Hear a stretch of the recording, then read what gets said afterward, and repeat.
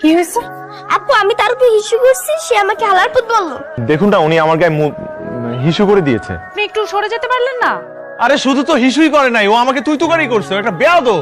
আপু আমাকে বেয়াদব বলছে মানে তোমাকে বেয়াদব বলছে। তুই আমাকে বেয়াদব বলছিস না? আরে আমি আপনাকে কখন বেয়াদব বললাম? আমি কিন্তু নিচে নামে তোর খবর করে ফেলবো।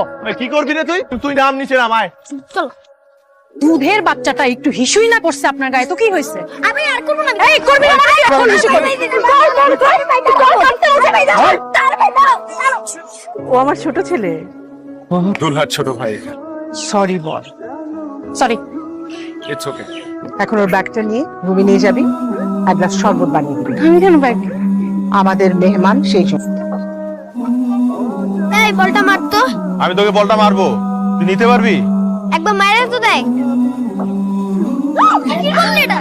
এই আস্তে আস্তে আস্তে। আপনি আমার মাথায় বল মারছেন কেন? আমি মাথায় বল মারি না, আমি ঠিক